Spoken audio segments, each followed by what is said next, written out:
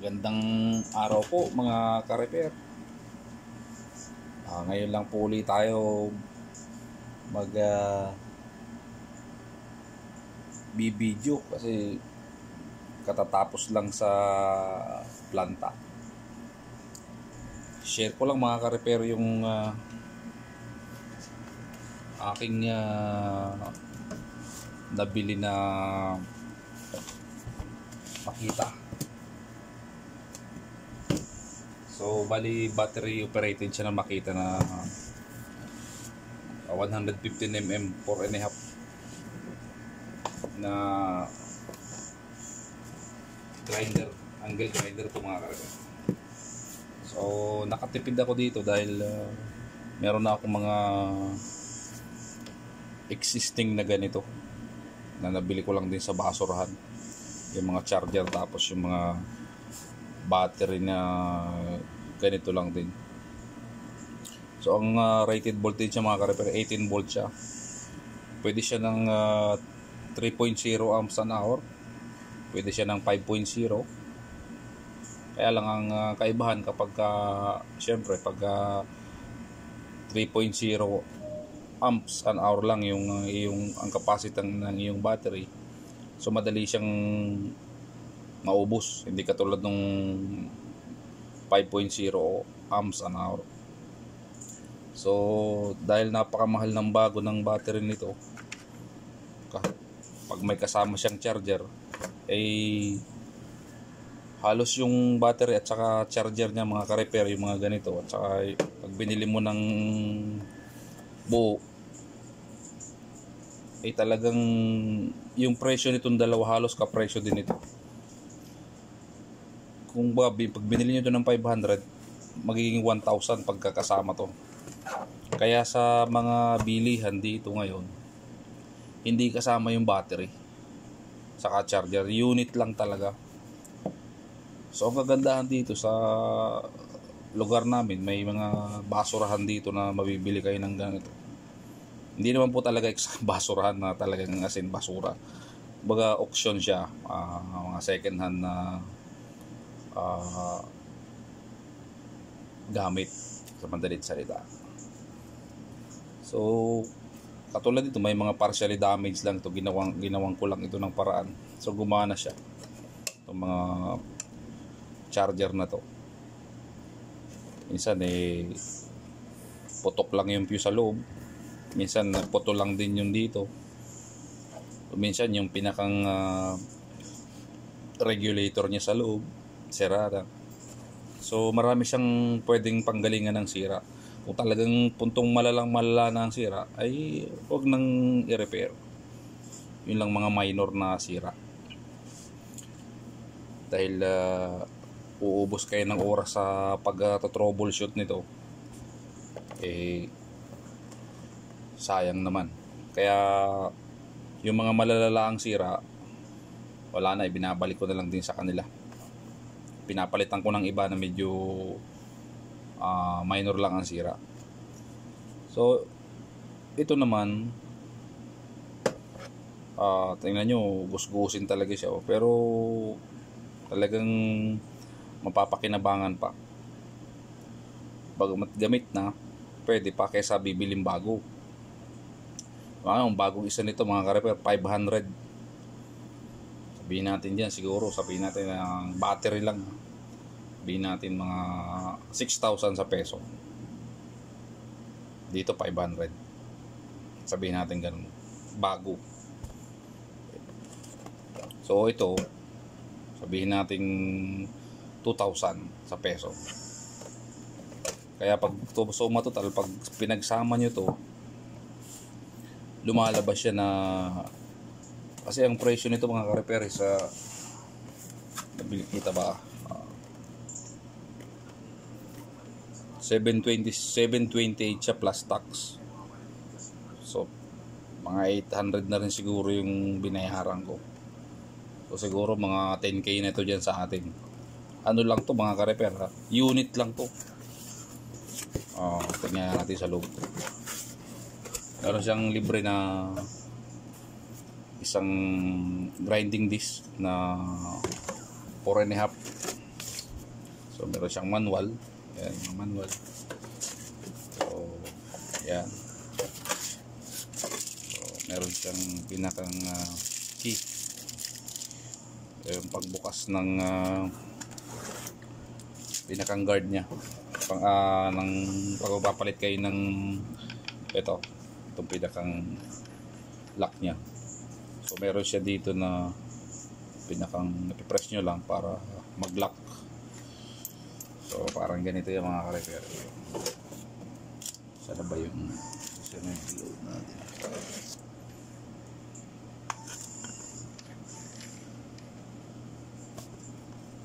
So ganito siya. Yan ang forma niya. So nabili ko siya walang battery, hindi kasama battery. So meron na naman, kaya ako naglakas loob na bumili nito dahil meron naman akong nabili sa auction na ganito. Kaya nakasave ako ng 50%, almost 50%. Hindi nga lang talaga totally brand new kasama yung charger, pero pwede. Pero tetestingin natin ito mga. Ayan, nakita nyo mga ka-repair. So yan. Maganda tong gamit na to kung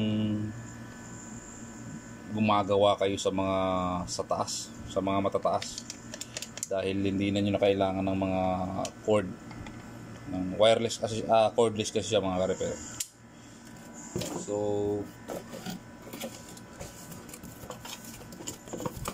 ito nga, at testingin natin nung aking lumang battery na nabili. So ito, pwede siyang sa 5.0, pwede sa 3.0, pwede sa 1.5.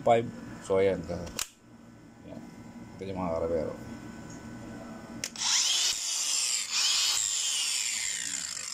So yan. So wag ingatan lang po natin dahil walang guard, mag-ingat po tayo.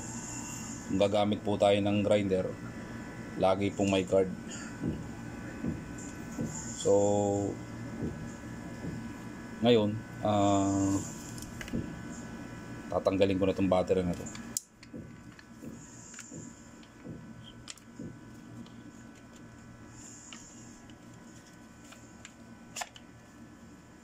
So ito naman dito,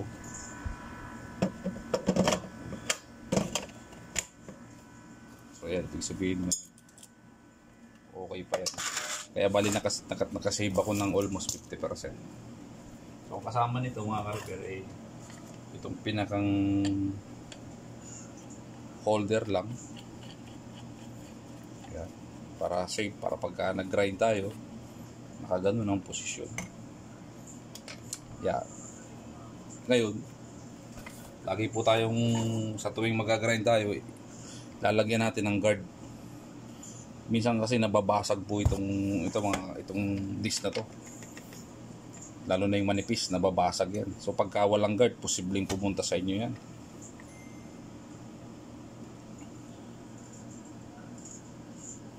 Kaya mag-iingat po tayo sa paggamit ng mga ganito. 8,500 RPM siya mga ka-repair. Kaya pwede siyang pumutol ng mga bakal, mga sheet metal. Marami siyang gamit na hindi na hassle na magdadala-dala pa kayo ng mga extension cord, mga kung ano-ano pang mga ipe-prepare nyo. Walang hassle kumbaga sa paggagawa. So marami ako dito na battery. Yung mga second hand lang naman na battery. Kaya pumupunta ako sa basurahan. So yan. Ay mga battery kong yan. So mura ko lang nabibili itong mga to. Nagtanong ako nung bumili ako nitong grinder sa mismong showroom nito. 500 nga ang isa. Ito nakuha ko lang ito ng 20 lang. 20 isa. Ganun laki ng diferensya. Ito medyo bago-bago pa ito mga ka-repair. Pansin nyo, makikinis pa siya. Ito 30 ko yata nabili ito. Yan. So yun lang mga ka-repair. Sinare ko lang na ganito dahil para kung kayo ay nagnanais bumili ng ganito, maganda po itong gamit sa bahay natin. Tayo ay mahilig mag-repair ng kung ano-ano lang. Meron tayong dini-DIY palagi. Napakaganda po niyan. Meron tayong cordless na battery, na angle grinder. So, ngayon meron pa ako isa dito mga ka-repair. Nabili dyan sa auction. Ito yan mga ka-repair. Wala naman siyang battery. So titestingin natin kung ano bang. So yan. Pwede kong magamit din ito mga ka-repair kasi suitable sa lahat ng 18 volts to mga ka-repair. Lahat ng 18 volts na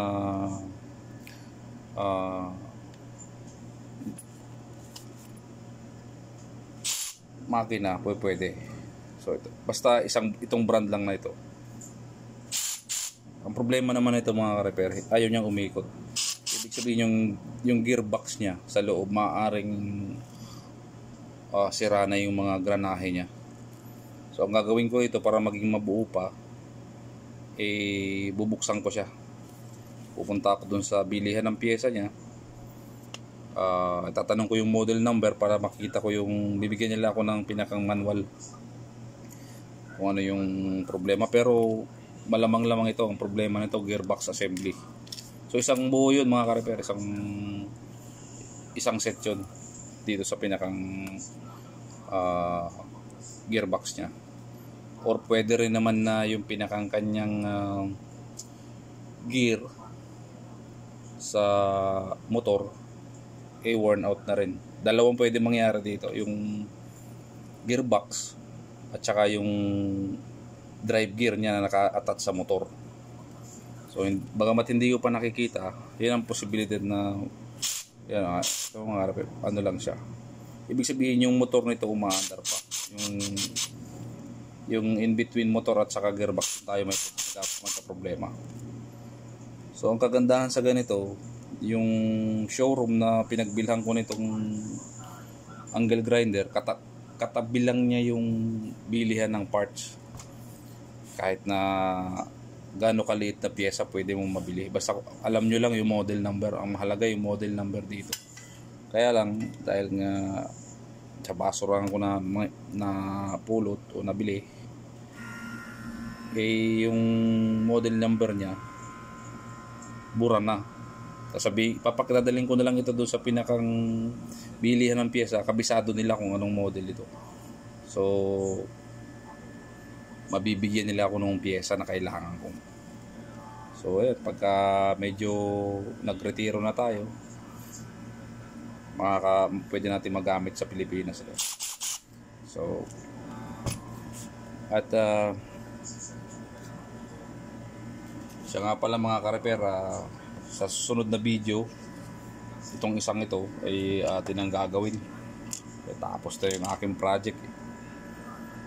Ito naman ang project ko ngayon. So ito yung lalagyan natin ng battery. Gagamitan lang natin ito ng laptop battery. Kasi pagka umorder kayo ng battery through online, hindi sila nagsiship sila pero napakamahal ng charge pag battery pack, ganyan, battery cell. So kung ano lang ang nandito pwede kong gamitin na hindi na ko gagastos ng malaki, yun na lang muna. Katulad nga nung mga na-recycle kong battery galing sa battery pack ng laptop, pwede din naman siya. Yun nga lang, talagang iba talaga yung original na battery syempre. Ngayon bakit pa tayo gagastos ng napakalaking kung pwede naman na magawa ng paraan. So kaya i-DIY na lang natin itong mga to. Yung ibang pyesa na walang mabili sa local market, sa online meron. Yung mga mabibili tayo sa online. At hanggang dito na lang muna mga ka-repair. At sana may natutunan na naman tayo kahit konti. At nga pala po, salamat sa mga subscribe sa video ko, nag-like, nag-share. Shout out po sa inyong lahat. At sana'y lagi po kayong nasa mabuting kalusugan, mga ka-repair. At lagi din po kayong mag-iingat dahil wala pang baksin ng COVID ngayon. So, palakas po tayo ng ating pangangatawan. Palakasin natin ang ating immune system para pag dumating si sakit ng ulo, hindi tayo ganong maapektuhan. Nga pala po dito, medyo papunta na sa taglamig, kaya medyo nagbabago na yung timpla ng katawan. At hanggang sa muli po mga ka-repair, at salamat muli sa inyong lahat. At minsan pang paki-like po, paki-subscribe sa aking channel para sa mga susunod pong video, ma-update po kayo. Ngayon po ay hindi ako gano'n nakapag-video dahil nga meron akong trabaho. So ngayon medyo tapos na kami. Kaya eto na, balik uli sa pag video-video.